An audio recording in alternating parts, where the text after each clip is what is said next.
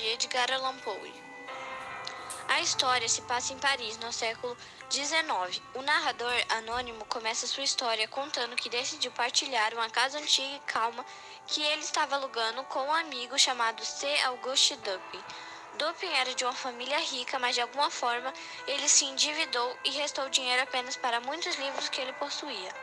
O narrador se encantou pela personalidade excêntrica de Dupin, que logo impõe alguns costumes bizarros, como sair apenas à noite, mantendo a casa totalmente fechada durante o dia. Outro traço marcante de Dupin é sua extraordinária capacidade de análise. Certa noite, Dupin demonstra sua tremenda habilidade fazendo um comentário que complementava o que o narrador estava pensando. Intimado a dar uma explicação racional para aquela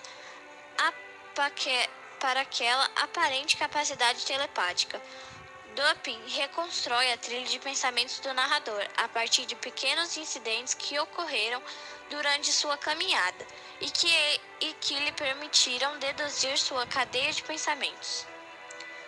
Poucos depois, essa habilidade extraordinária será utilizada novamente quando aparece um artigo no jornal francês, descrevendo um terrível assassinato que ocorreu na Rua Morgue, onde 2 mulheres foram encontradas mortas de formas horríveis no quarto andar da sua casa. A sala estava trancada por dentro, confundindo os investigadores sobre a rota de fuga do assassino.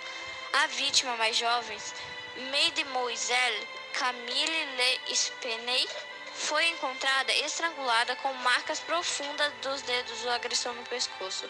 Seu pescoço estava enfiado de cabeça para baixo na chaminé do quarto. Sua mãe, Madame L'Espanaye, foi encontrada decapitada. Seu corpo tinha sido arremessado pela janela do quarto andar até a rua, enquanto os assassinos estavam em andamento. Muitos gritos foram ouvidos no apartamento, mas ninguém poderia entrar para ajudar porque a porta estava trancada. Quando finalmente ela foi arrombada, já era tarde demais para salvá-las.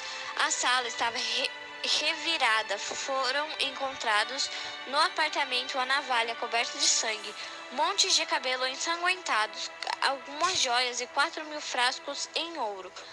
Outro artigo, publicado no dia seguinte, detalha a cena do crime e dá relatos de testemunhas oculares de várias nacionalidades que tinham ouvido gritos de 2 pessoas diferentes.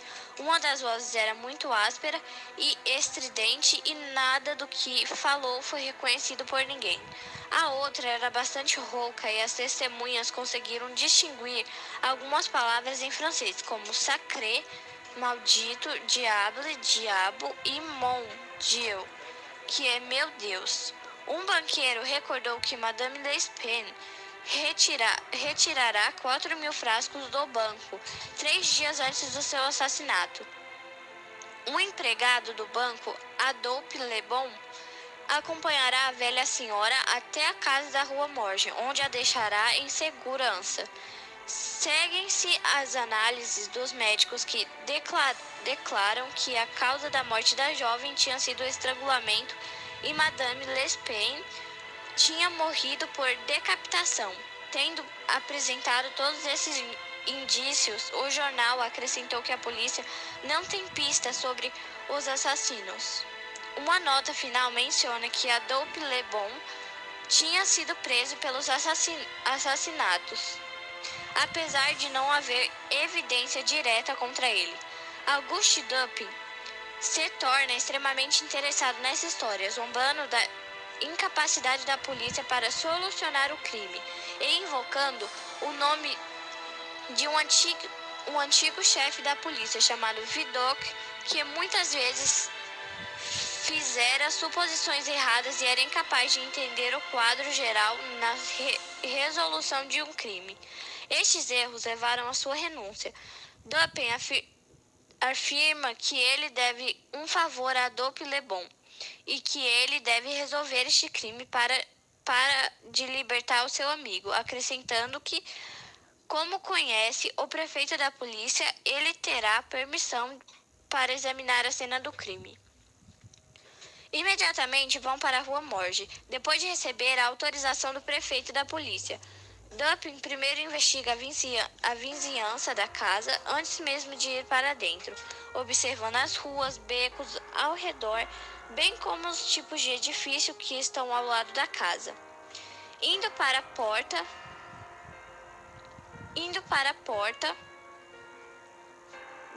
da frente, eles entraram na casa depois de serem autorizados pela polícia. Os corpos ainda estavam no local e eles observaram cada detalhe da cena, do mais pequenos aos detalhes maiores, e do restante da casa.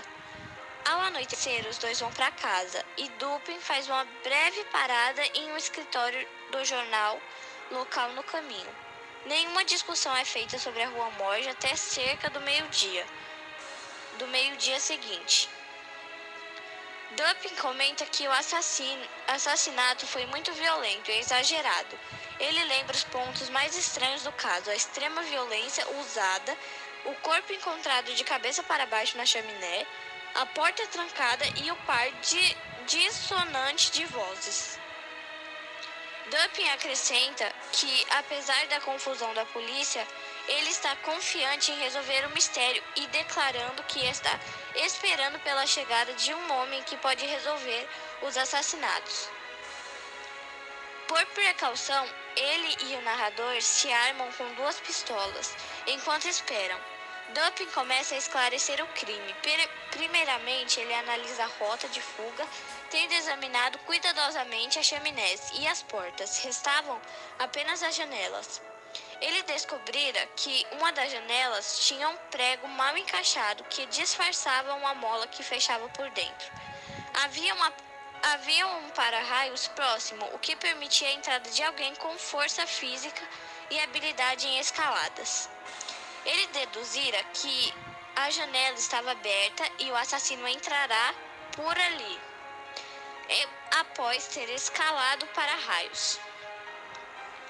A seguir, Dupin analisa a natureza do assassino. Ele destaca a voz estridente e incomum e a força extraordinária necessária para saltar do para-raios para a sala, para arrancar os cabelos de Camille Lespée pelas suas raízes e para cortar a cabeça da mãe dela com um único golpe forte da navalha. Além disso, o assassino sequer tocará no dinheiro ou nas joias. Assim, ele descarta a presença do dinheiro com a mera coincidência e não como motivo do crime. O narrador afirma que certamente um louco ou alguém excepcionalmente cruel cometeu estes assassinatos. No entanto, Dupin exibe uma mecha de cabelo que se recuperou das mãos da Madame Lespée e o espantado narrador conclui que não era cabelo humano. A seguir, Dupin mostra um desenho das marcas de dedos encontradas no pescoço da Mademoiselle Lespée e mostra que as mãos humanas não se encaixam no desenho. Por fim, Dupin lê um trecho do livro de História Natural, onde é descrito um orangotango, animal conhecido por sua ferocidade. O narrador conclui então que o orangotango tinha matado as mulheres, mas ficando confuso sobre a segunda voz. Dupin esclarece que deve ter sido a voz do proprietário do orangotango, que estava tentando parar o animal. Ele supõe que o orangotango deve ter escapado dele, e ele tinha tentado em vão recapturá-lo.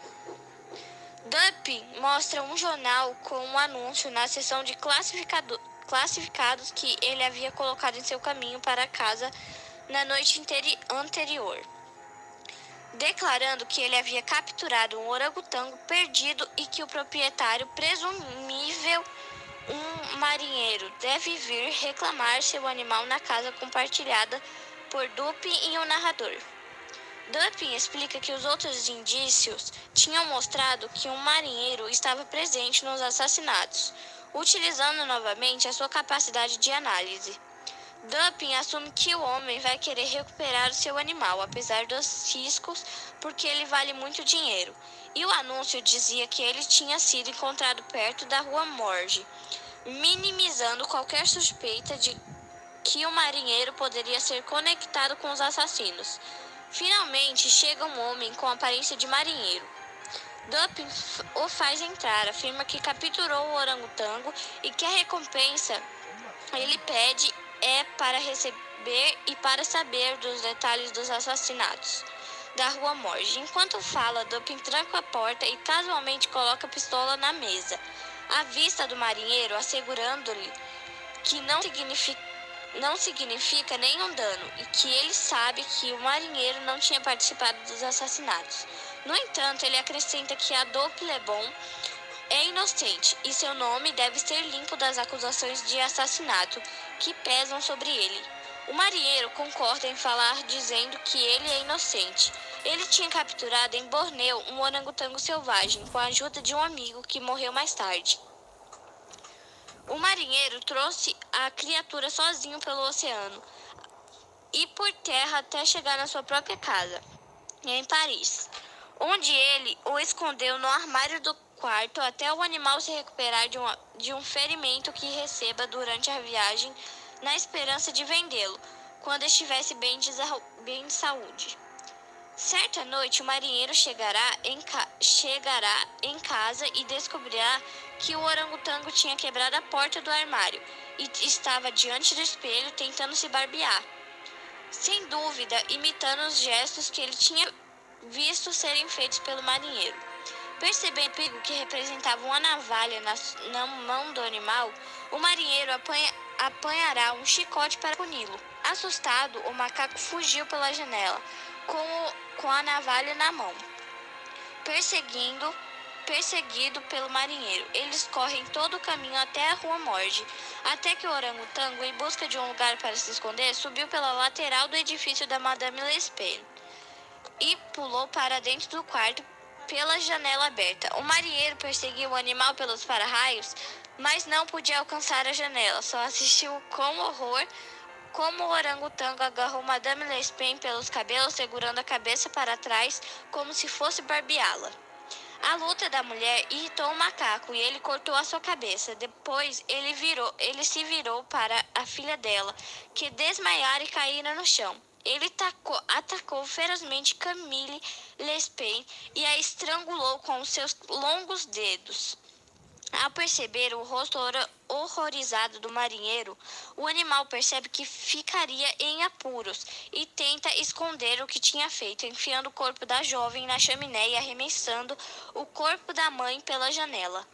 Ao ver o orangotango se aproximando da janela, o marinheiro foge aterrorizado, desistindo de recapturar o animal, que depois escapará pela janela que fechara após a sua passagem pelo movimento da mola. Depois de relatar essa história e aliviar seu sentimento de culpa, o marinheiro vai embora. Mais tarde, ele recapturou o orangotango e o vendeu imediatamente. Adolphe Le Bon também foi libertado e ficou livre de suspeitas após Dupin contar à polícia exatamente como estes assassinatos tinham realmente ocorrido. O prefeito da polícia, enciumado por Dupin ter resolvido o caso e ter feito a polícia parecer um bando de patetas, resmunga que certas pessoas deveriam se meter apenas com a sua própria vida. Dupin se mostra indiferente, dizendo que ele não é má pessoa, apenas um sujeito com muita habilidade para explicar minuciosamente as coisas erradas, mas incapaz de entender algo que não siga o padrão ao qual ele está acostumado. Para isso, Dupin acrescenta, é necessário ter capacidade de análise, o que nunca foi o forte da polícia.